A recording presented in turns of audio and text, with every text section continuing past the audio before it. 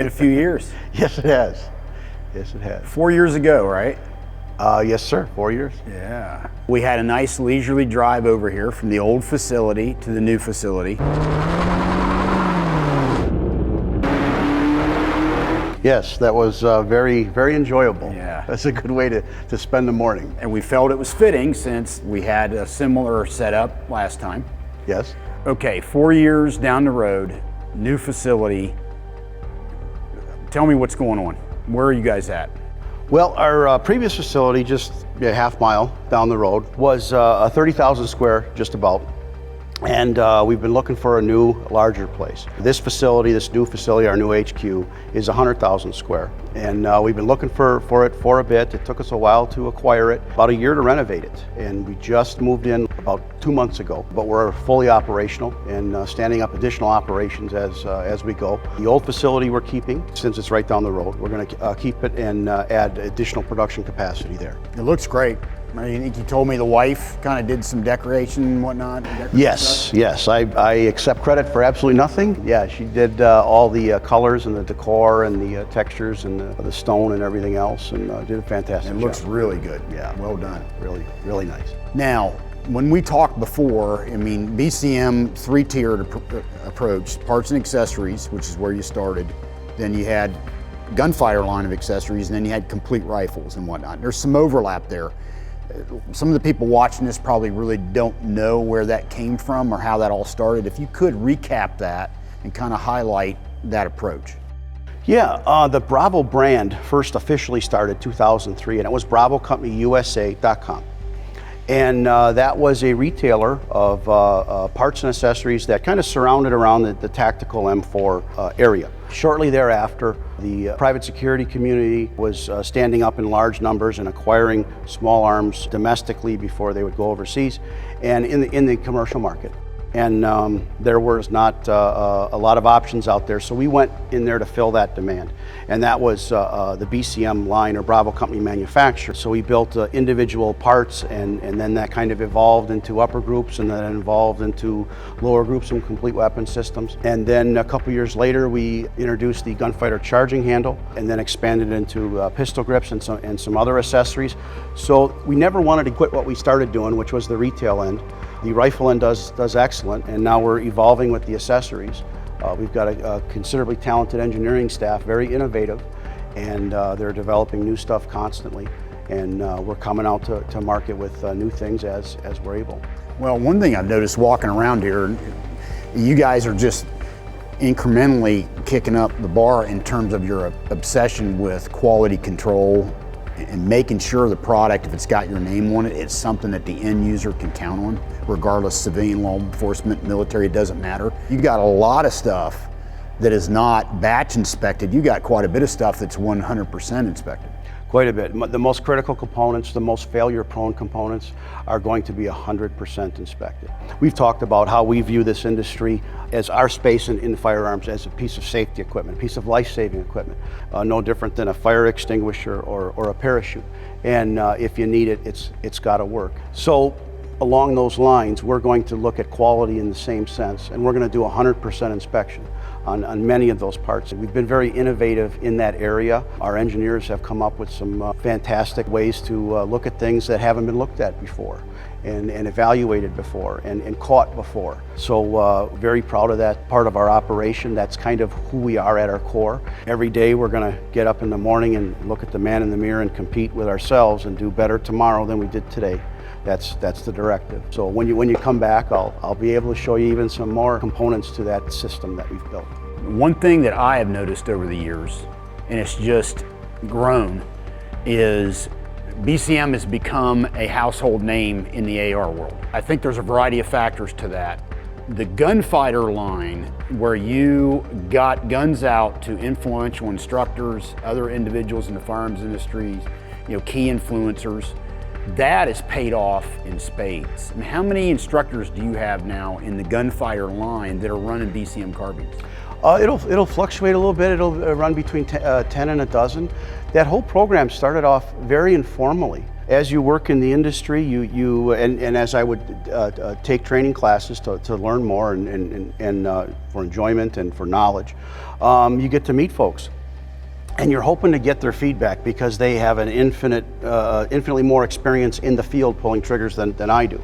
So you're hoping to get their feedback. So you put prototypes in their hands and you get feedback and you refine, and you put prototypes in their hands, you get feedback and you refine. Sometimes you destroy and start over. So it's been going on for well over at least a decade, and informally. And then we kind of, in working with all of these talented instructors and warriors, slowly it kind of evolved into this formal program where it sits today, where we thought, well, wouldn't it be great if we worked with these folks and got the message of training out to our customer base and the industry in general. Now, the most sophisticated end users, they know the story. They're all training. Absolutely. However, there's new people coming into that fold constantly. Well, let's make it easier for them. Let's introduce them to some of the best trainers in the world, some of the best resumes in the world. Because we feel for the firearms culture, for the country, for all of us, the more people that are proficient, better for us as a firearms community. And obviously better for them as an end user, should they be called upon to secure themselves or their family. Yeah, absolutely. I agree. Now,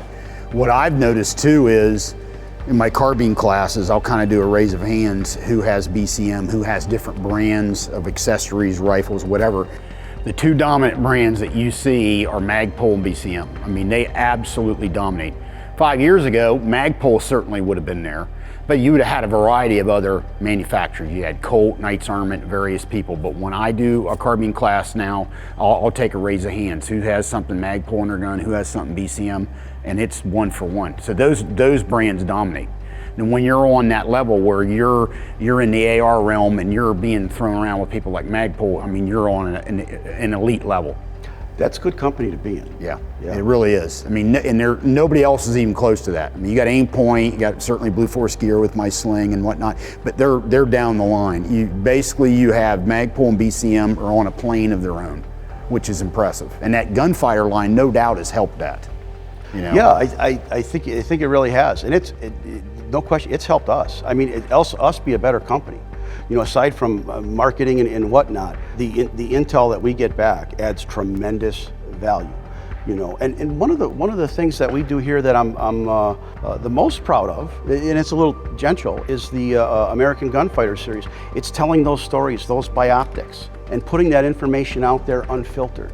And I think that's kind of a neat thing to do, because imagine if we could look back and listen to the warriors of the Civil War and find out who they were and how they did what they did and why they did it, and wouldn't that be pretty cool? Well, now 100 years from now, that will still be documented. It'll be preserved. Yeah, absolutely. I think that's kind of a neat thing, and it runs in line with that gunfighter mindset. Good deal. Well, I see racks of uppers here. You're still selling uppers, different barrel lengths, different rails. Your rail system has really evolved. Now you have different rails, not only different rail lengths, but different types. You got key mod, you got M-lock, and you got the Picatinny quad rail. Yes, the KMR, when we launched that, was tremendously successful, beyond any of our aspirations and hopes, and it was just fantastic. So we took that as a platform, the lockup, the method of manufacturing, the method of installation, and we took that, and then it was an easy transition, just evolved it right across the line to the 3 standards. You have the key mod modular standard, you have the M-lock modular standard, and you have the Picatinny standard. So we were able to move across all 3, and they all do great. Excellent. What do you see next? What's on the horizon? What do you see next for BCM? Well, the new facility gives us a lot more capacity. We were kind of stepping on each other a little bit, and in order to take on bigger contracts and bigger projects, a lot of them government related, we were a little bit cramped. This new capacity here will allow us to pursue and get involved with even more of that kind of stuff. We're expanding more with the accessory line. We've got a ton of different stuff in individual levels of concept through the pipeline that we're just kind of evaluating. We're looking at, we've got complete weapon systems in development, brand new clean slate weapon systems. And not to say they necessarily come to market, but it's stuff that we're working with. So we're outside the box, there is no box. We'll look at everything. Right.